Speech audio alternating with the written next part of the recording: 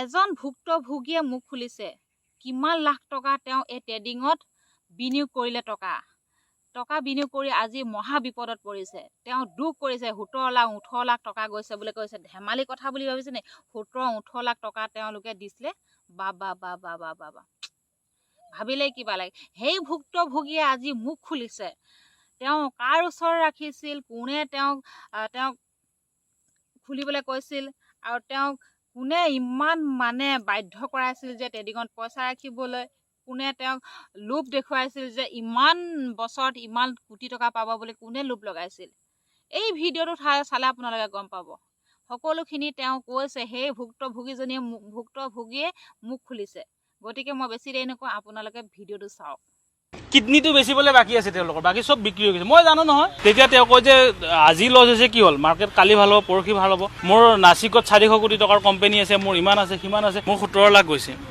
এবাৰতে 17 লাখ যোৱা নাই, 1.5 লাখ 2 লাখ এনেকৈ টোটেল 17 লাখ গৈছে। এইবিলাক কথা এই পিছত যেতিয়া ছিষ্টেমত ষ্টপ লছ নলগাওঁ, তাৰপিছত কি হয়, যেতিয়া মাৰ্কেটে এগেইনষ্টত গুচি যায়, মই ট্ৰেড এটা লৈছোঁ, মোৰ এগেইনষ্টত যেতিয়া গুচি যায়, তেতিয়া কেপিটেলটো ৱাইপ আউট হৈ যায়। আৰু এনেকৈ বহুত লছ হৈছে। আৰু যেতিয়া লছ হোৱাৰ কথাবিলাক তেওঁক কওঁ আমি যে ইমান লছ হৈছে, বা মই কওঁ, তেতিয়া তেওঁ কয় যে আজি লছ হৈছে, কি হ'ল, মাৰ্কেট কালি ভাল হ'ব, পৰহি ভাল হ'ব। আজি লছ হৈছে, তাৰ 2 গুণ 3 গুণ কামাই ল'ম। খানদানে যিমান কামাব পাৰে এটা বছৰত সিমান টকা কামাই ল'ম। মইতো কামাইছোঁ, মোৰ নাচিকত 400 কোটি টকাৰ কোম্পানী আছে, মোৰ ইমান আছে সিমান আছে।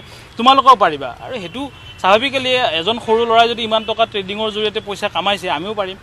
সেই ভাবিয়ে মই তাতে জইন কৰিলোঁ। তাৰপিছত যেতিয়া মই এই গোটেই কথাখিনি দেখিলোঁ যে এইটো 2 দিন লাভ দেখায়, 3 দিনৰ দিনা লছ হয়, তাৰপিছত এই কাৰবাৰটোৰ বিষয়ে মই অকণমান ৰিচাৰ্চ কৰিলোঁ যে কেনেকুৱা কি কথা পতা। তাৰপিছত মই গম পালোঁ যে এইবিলাকৰ ব্ৰকাৰবিলাকে ইহঁতক আকৌ ব্ৰকাৰ হিচাপে, চাব ব্ৰকাৰ হিচাপে এজেণ্ট কৰি দিয়ে।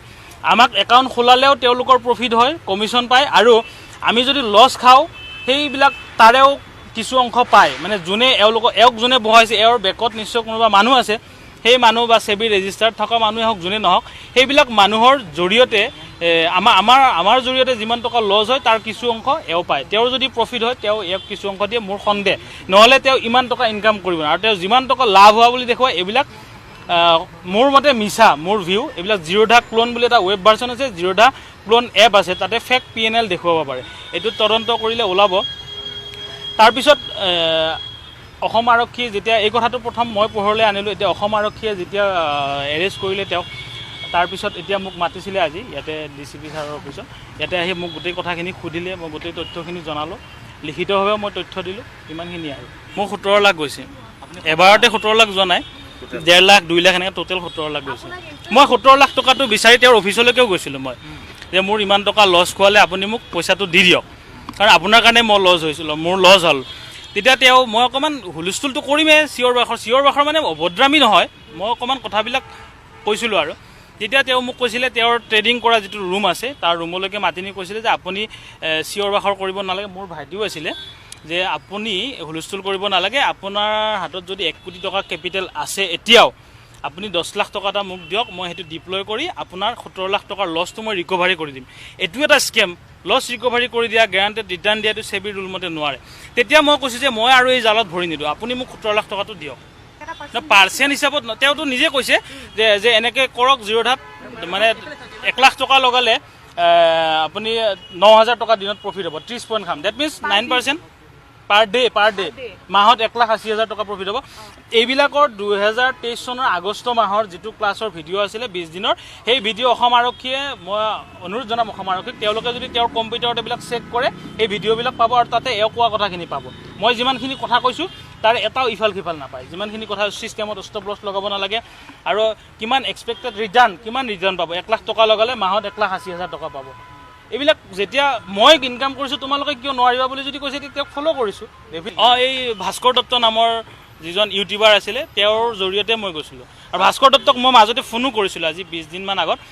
মই ক'লোঁ যে আপুনি আপোনাৰ ভিডিঅ' চাই মই তেওঁৰ তাতে গ'লোঁ, আপুনি মাতিছিলে যে আহক, আপোনালোকে ইয়াত জড়িত হওক, এইজনে ইনকাম কৰিছে, আপোনালোকেও পাৰিব। এতিয়াতো মই ইমান টকা লছ খালোঁ, ডুবালে। আৰু গতিকে আপুনি আহক, মই বা আপোনাৰ জৰিয়তে এইটো এটা মই অসমৰ মানুহক জনাওঁ যে এইটো এটা লছ খালোঁ। তেতিয়া তেওঁ কৈছিলে যে মই পেইড প্ৰমোশ্যন লওঁ, পইচা দিব লাগিব। মই কিমান লাগিব কৈছে, আপুনি 10,000 দিলে হ'ব। মই হ'ব বুলি পিছত গৈ মই ক'লে যে স্বপ্ননীলৰহে কথা ক'ম, কিন্তু তেতিয়া কৈছে নাই মই স্বপ্ননীলৰ কথা মই নকওঁ, কাৰণ তাৰ পৰা মই পইচা লৈ তাক প্ৰমোশ্যন কৰি তাক ময়ে উঠাইছোঁ। এতিয়া মোৰ চেনেলত মই কেনেকৈ তাৰ বিষয়ে বেয়াকৈ কওঁ, এইটো ভাস্কৰ দত্তই মোক কৈছে। তাৰপিছত তেওঁ মোক আৰু ফোনে নকৰিলে, আৰু মই ফোন কৰোঁতে তেওঁ নুঠালে ফোন। তেওঁলোকে প্ৰফিট যদি হৈছে, যদি তেওঁৰ তাত শিকি পেলাই প্ৰফিট হৈছে, তেওঁলোকে জিৰ'দা অ'পেন কৰি P&Lটো দেখুৱাওক। কিডনীটো বেচিবলৈ বাকী আছে তেওঁলোকৰ, বাকী চব বিক্ৰী হৈ গৈছে। মই জানো নহয় কিডনীটো বেচিবলৈ বাকী আছে। আৰু আদাৰৱাইজ এনেকুৱা হ'ব পাৰে কিছুমানে 50,000 1 লাখ টকা কোৰ্চ ফিজ দি দিছে, এতিয়া এওঁৰ জেলত গ'লে কোৰ্চ ফিজটো ঘূৰাই নাপাব। যেতিয়া চৰকাৰেতো কিবা এটা তদন্তৰ খাতিৰত এইবিলাক নিজৰ হেফাজতত যেতিয়া ল'ব নাপাব, বা কিছুমানে ইনভেষ্ট কৰিছিলে, মইতো শুনিবলৈ পাইছোঁ কোনোবাই 24 লাখ 20 লাখ টকা দিছিলে, তেনেকুৱা 100 কোটি টকা দিয়াও মানুহ আছে। নহ'লে তেওঁ ইমান 1000 কোটি টকা পায় ক'ত 20 বছৰীয়া 25 বছৰীয়া ল'ৰাজনে? এতিয়া সেইবিলাক মানুহৰ পইচা মাৰা যোৱাৰ ভয়ত এইটো কৈছে। তেওঁলোকৰ কথা, সেইটো ব্যক্তিগত কথা। নহ'লে আপোনালোকে তেওঁলোকক সুধিব যে আপোনালোকে যে প্ৰফিটেবল হৈছে, আপোনালোকৰ প্ৰফিট এণ্ড লছ ষ্টেটমেণ্টটো দেখুৱাওকচোন লাইভত, চাই লওঁ এবাৰ। আৰু এটা কথা, আপুনি মই বেলেগৰ কথা নকওঁ, মোৰতো মই কৈছোঁ আৰু 16/12/2023 সেবি ৰেজিষ্টাৰ্ড নাম্বাৰ নাই তেওঁৰ। এইবিলাক টোটেলি স্কেম, বুজিছে? এইবিলাক স্কেম। ইয়াত এইটো বহুত ডাঙৰ ভুল। আৰু ব্লেক ষ্ট'ন নামৰ যিটো এপৰ জৰিয়তে অসমৰ পৰা বহুত কোটি টকা লুটি নিছিলে, সেইটোত স্বপ্ননীল দাস জড়িত থকাৰ মোৰ সন্দেহ হৈছে, আৰু ভালুকেইটা ট্ৰেডিং এপত জড়িত আছে। গতিকে এইটো ভালকৈ তদন্ত কৰিলে ওলাই পৰিব। পলাবলৈ যোজা কৰি আছিলে, নহ'লে কিয় ৰিটায়াৰমেণ্ট ল'লে? ইমান কোটি টকা খৰচ কৰি যিমান ডাঙৰ ধুনীয়া ক্লাছৰুম বনাইছে, ভাস্কৰ দত্তই দেখুৱাইছে এইটো ক্লাছৰুম 50টা ছিটৰ, তেওঁ যেনেকৈ বনাইছিলে, শিৱসাগৰৰ অফিচ থকা মানুহ এজনে গুৱাহাটীত আহিছে, মানে তেওঁৰ বিজনেছটো প্ৰসাৰ কৰিবলৈ আহিছিলে। তে সেই মানুহজনে হঠাৎ কিয় বাদ দিব লগা হ'ল মই ক্লাছ নকৰোঁ বুলি? আৰু আপুনি কৰিব নি কওকচোন? আপুনি এটা ব্যৱসায় প্ৰতিষ্ঠা কৰিছে চলাম বুলি, হঠাৎ আপুনি বাদ দিব নেকি ইমান টকা লছ কৰি? নিশ্চয় আপোনাৰ উইক পইণ্ট থাকিব লাগিব, তেতিয়াহে আপুনি এইটো কাৰোবাৰ নকৰিব। বিষয়টোৰ পৰা আঁতৰিব বিচাৰিছিল, তেওঁ পলাই গ'লে 2 এদিনৰ ভিতৰত। যদি আৰক্ষী এৰেষ্ট নকৰিলে হয়, মই ক'লোঁ তেওঁ পলাই গ'লে।